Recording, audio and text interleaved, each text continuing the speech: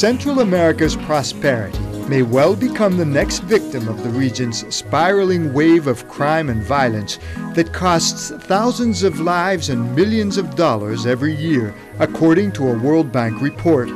Central America's population is roughly the same size as Spain's. But in stark contrast, while in Spain 336 homicides were committed in 2006, in Central America the total number of homicides reached 14,257 over the same period of time. According to the report, a 10% reduction in the crime rate would boost economic growth by as much as 1%, a significant increase in the region that in 2010 grew at a rate of around 2%. It affects all spheres of life, from the welfare of citizens and communities to the enabling environment for growth and job creation to the legitimacy of government institutions. All countries except Costa Rica, the businesses in those countries identify crime as one of the top 5 constraints for productivity and growth. Fueling this spiral of violence is a known culprit: drug trafficking.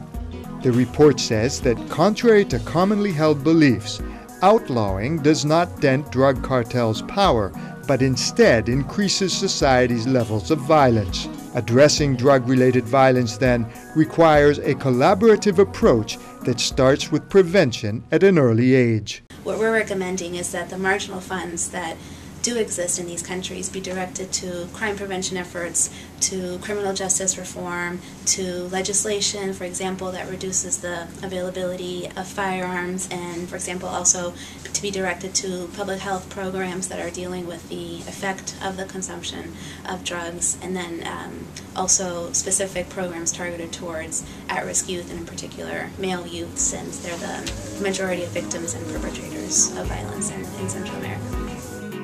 There are around 4 million firearms, most of them illegally obtained in the hands of Central Americans, the report says. Armed with huge amounts of cash, drug trafficking fuels the demand for firearms and provides the resources to buy them.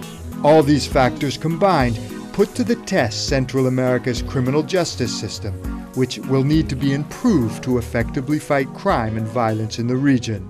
There is a vicious circle in Central America in which increased levels of crime and violence have contributed to the weakening of criminal justice institutions, for instance through drug traffic-related corruption. And at the same time, the weakening of the justice systems have contributed to the spiral in crime and violence in the region, for instance through increased impunity for crime offenders. Now, breaking this vicious circle should be a priority for the citizen security agenda in Central America.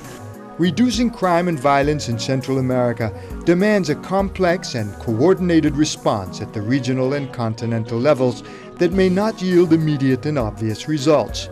But not doing so may have grave long-term consequences for the region.